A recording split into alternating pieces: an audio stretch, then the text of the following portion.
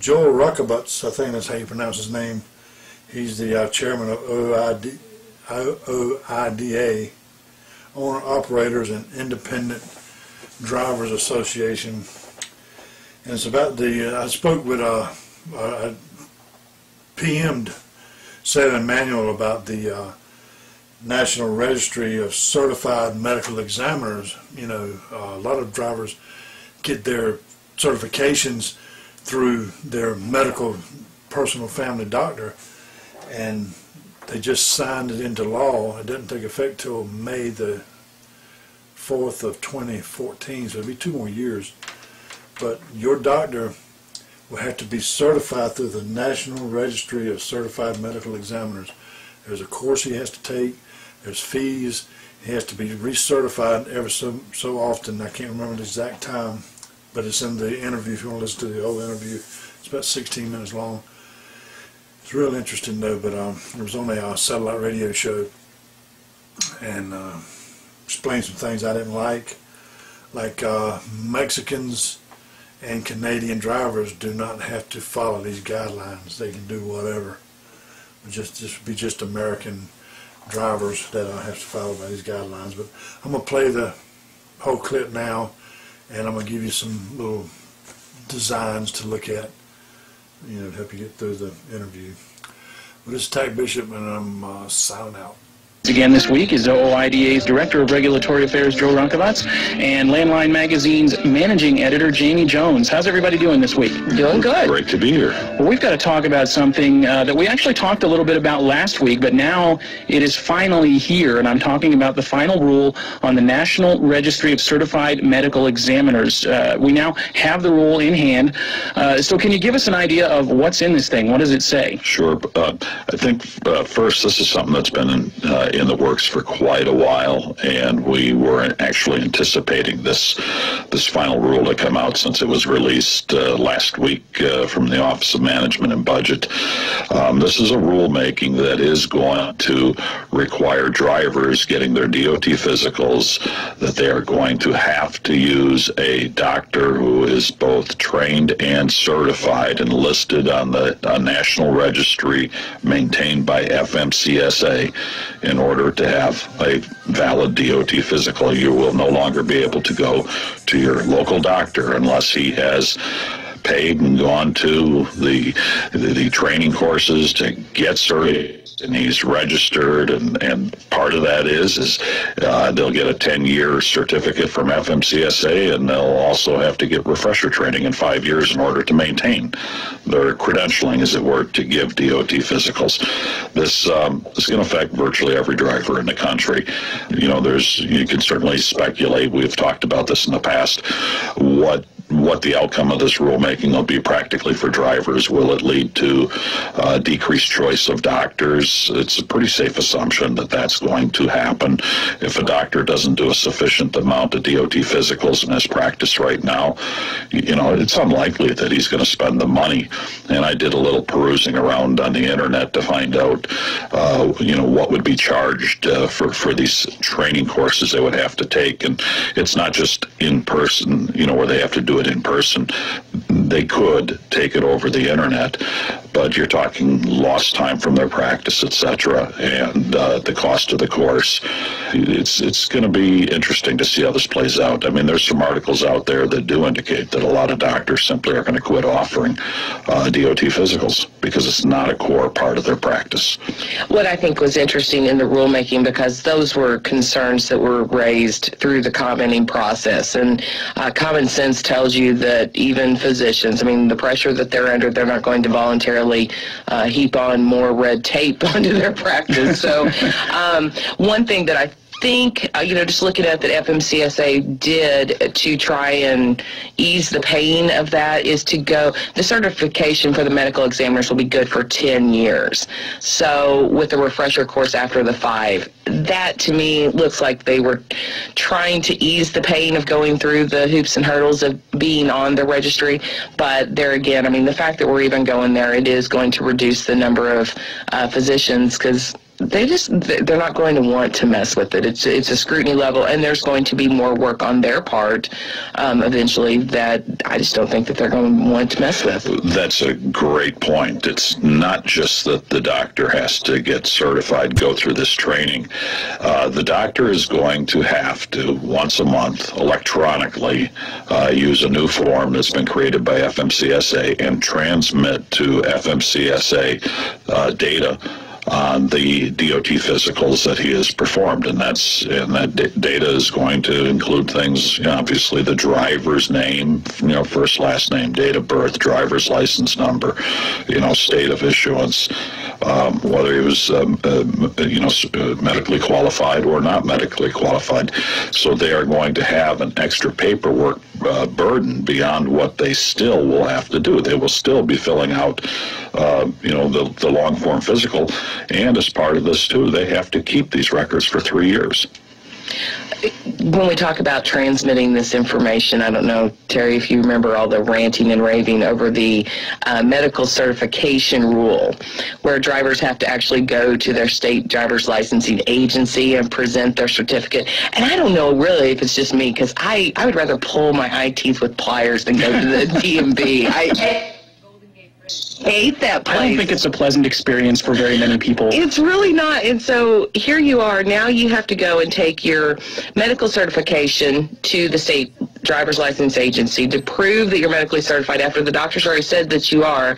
And here the doctor is also transmitting this information to FMCSA.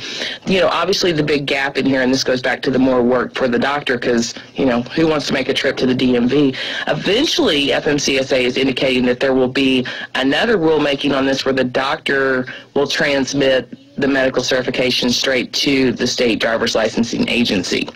So that, well, bad for the doctor. I would it seems better for the driver anyway. They did state in this final rule that they will deal with that that's the no-brainer here, that they will deal with that in some future time, in a future rulemaking. So as it will stand right now, beginning on May 21st, 2014, so just over 2 years from now, you will have to use a doctor that is listed on the registry.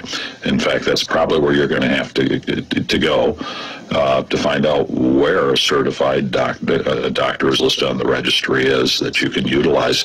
Now, just to underscore something here, if you have a DOT physical performed on May 20th, the day before, you can still use your local doctor, and that certificate will be good as long as the certificate's good for 2 years, let's say. So this is a requirement for medical professionals to fall into compliance by May 21st. But then on May 21st, like I said, you as a trucker are going to have to go to a doctor that's on this list. Now, just to clarify, you're not talking about May 21st of this year, right? May 21st, 2014. Thanks a lot. Yeah. I don't want anybody panicking out there going, what? Well, and Joe talked about, finding out if a doctor does give DOT physicals and is on the registry, you're going to have to check it. Well, that's really interesting, because to me, this is a twofold process that's really going to be problematic. If you are a company driver, regardless, motor carriers, through the registry that you going to examiner, okay? So if you're working, I highly doubt that they're going to spend all day long. They're going to pick a handful or whatever of these DOT physical certified medical examiners, and that's who you're going to have to use. So your ability to choose a physician for your physical will probably be minimized, because if you work for a large motor carrier, because they're not going to mess around and find 700 of these different ones around the country. They're going to self-direct you towards one of these industrial clinics anyhow, and that's going to be pretty much a no-brainer there, that they'll be certified in that, because it's a core business for those industrial clinics that they send you to. But for a lot of other folks, I'm going to keep underscoring this. I used my local doctor. That's not, unless he goes through this process, that's not going to be a viable option anymore. You know, and I can absolutely say the doctor that I use, I know he won't go through this because he just simply doesn't perform enough DOT physicals to make it worth his while. And it's unfortunate, you know, you think about your family doctor, you lose this service from them, but you absolutely have to keep going to your family doctor and make sure that you're taking care of yourself. I mean, that's absolutely, that's not a big deal. So what if you have to go see somebody once every 2 years? As long as you're taking care of yourself, it won't be a big deal, you know, if you're seeing your doctor regularly, getting checkups and things like that. So, I mean, absolutely keep that relationship with the doctor that you know. This is an unfortunate separation of services, but, you know, you've got to take care of yourself first. Yeah, that does bring up kind of an interesting side issue with a lot of the issues about medical qualifications, and we'll be talking about it next week. Another one here that's in the offing. You know, these things are in a state of change, and as you have a consolidation to these doctors who specialize in this training, you know, you to some degree are going to have these doctors and these industrial clinics holding their authority over you, kind of as a sort of Damocles, where, and I'll just give a for instance, because we've heard about this. Driver is diagnosed with OSA, obstructive sleep apnea, and he's under treatment from his own family doctor, and he ends up going to a motor carrier. They send him to an industrial clinic, and boom, right away they said, you got to go for a sleep study. And he's like, I'm already being treated. And, you know, somebody like that, you know, is able to hold up your certification because he's second guessing your local doctor. You know, you are going to have those issues that develop, and this rule does nothing about those sorts of conundrums. Now, so far, it seems like, you know, most of the things that we've talked about are things that we kind of knew were coming, no real surprises here. Was there anything in this rule that did surprise you, that you didn't expect to see? I think there was one thing that I'm disappointed that they included, and it goes back to this motor carrier responsibility to check the registry and make sure you're going to a certified doctor. The certifications are going to state that on there. There was a lot of safeguards already built into that area, and quite honestly, when you're a one guy, one truck operation operating under your own, so you're going to get on there, and then you have to put something on a piece of paper and stick it in your own driver file, which the driver files for one guy, one truck still slays me, but you know, I mean, it's another paperwork burden. So if you're a small motor carrier and you don't keep a driver file on yourself, or you don't even know, I mean, this is another thing that's got going in. You know, we have the OIDA webinars. That would be a good place to refresh yourself on what all's supposed to be going in these, because that's always kind of a tripping point for small companies anyway on compliance. But this is just one of those. There were so many safeguards built in initially. Why? You know, why one more piece of paperwork? The motor carrier is going to be required to take that certification and compare the doctor's registry number to the National Registry of Certified Medical Examiners to make sure that that doctor is listed on the registry. So, you know, as Jamie's saying, one truck guy goes to the doctor. He knows it's the doctor. He still has to put a notation in his own personnel file that he checked the National Registry. And I would be Employee of the Year if I had my own personnel file that I kept on myself. You know, you asked were there some things in here that were surprises. Certainly one of the things to underscore is that this is drivers, as Jamie mentioned earlier, are still going to have to carry their certification to their state driver's license agency as part of the merger of the CDL and MedCert. So you have multiple steps here starting to develop. They haven't got the full integration of this whole process at all done. They've got the pieces is what they've got. One of the things that was in this rule, and it was a direct response to questions that we broached, is that, you know, we're going to have drivers in Canada are going to go, well, what does this mean for me? Well, foreign domiciled drivers, Canada or Mexico, do not, according to FMCSA, have to go and have a physical performed by a doctor that's listed on the National Registry of Certified Medical Examiners.